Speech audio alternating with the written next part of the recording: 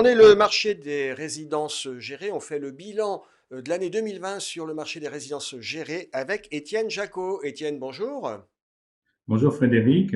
Étienne, vous êtes le cofondateur et le directeur du développement de Revenu Pierre. Revenu Pierre, c'est une plateforme qui intervient sur le marché secondaire des résidences gérées. Est-ce qu'on peut faire un petit bilan 2020? Comment ça s'est passé sur ce marché? Alors déjà sur le marché en général de la revente, donc le marché secondaire des résidences gérées, c'est un marché qui est structurellement en croissance.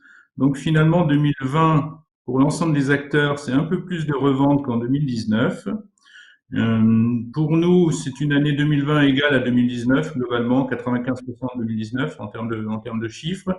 Euh, c'est- mais l'offre n'est plus la même. Entre le début de l'année et la fin de l'année, c'est Ça a structurellement une évolué. offre.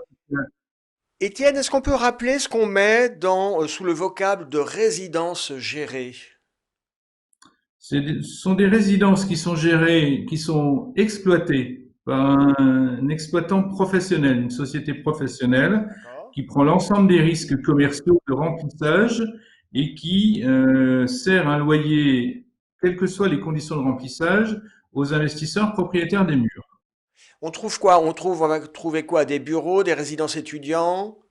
On trouve des résidences d'étudiants, c'était le départ, des résidences gérées. Ensuite, on trouve des résidences de type affaires, donc pour les hommes d'affaires en situation de mobilité, à la Défense, à côté de à Pardieu, etc., etc. Et cetera.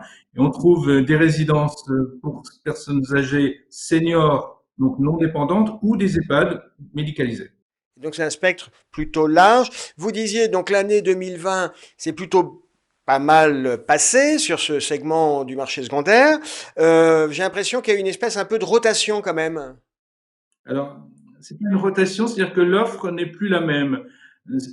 On a vu que c'était un marché sur plusieurs segments, étudiants, seniors, EHPAD, tourisme, affaires. Certains segments ont été extrêmement résilients.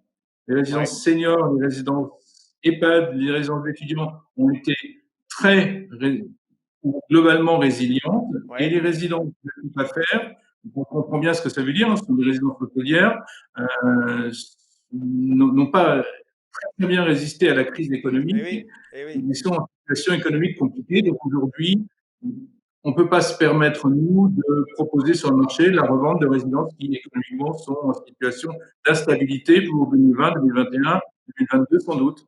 Oui, on l'appelle vous, Revenu Pierre, vous êtes une plateforme d'échange sur le marché secondaire. Est-ce que vous nous dites, ben, vu l'état de ce marché sur la résidence à faire, c'est pas un produit qu'on a envie de pousser? Hein, notre rôle à nous, justement, c'est de stopper la revente sur cette classe d'actifs, ce segment en résidence d'affaires. On est massé, on y reviendra, mais à mon avis, pas en 2021, peut-être en 2022. On n'y reviendra pas sur toutes les résidences. Certaines souffriront, d'autres tireront leur épingle du jeu.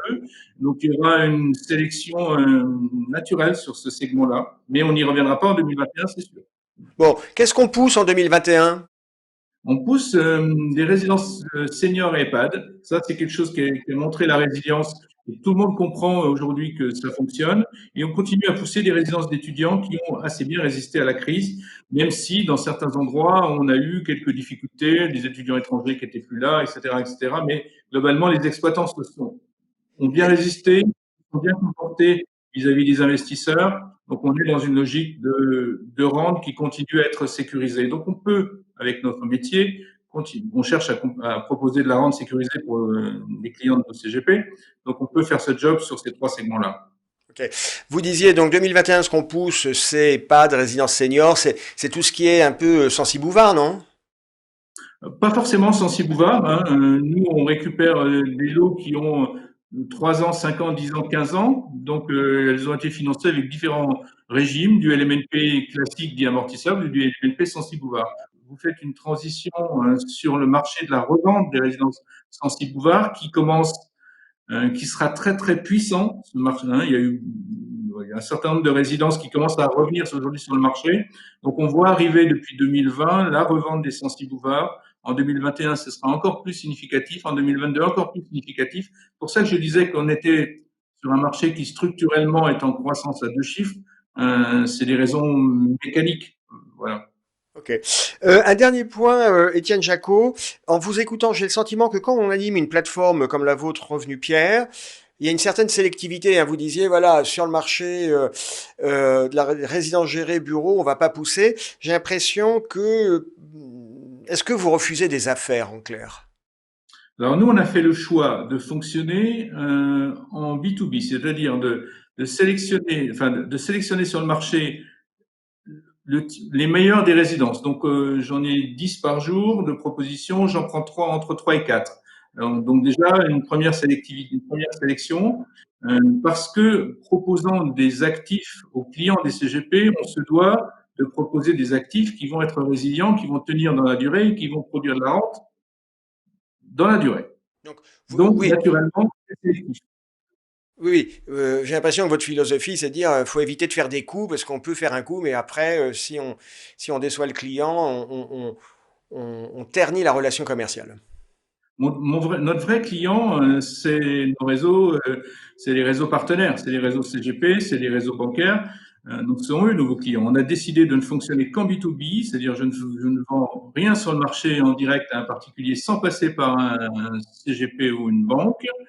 Donc, ça suppose Ok. une grosse qualité au départ et un gros sérieux au départ. Donc, évidemment, on ne peut pas faire des coups, hein. C'est très clair. Étienne Jacot, merci d'avoir été avec nous. On vous souhaite succès pour l'année 2021 et à très bientôt.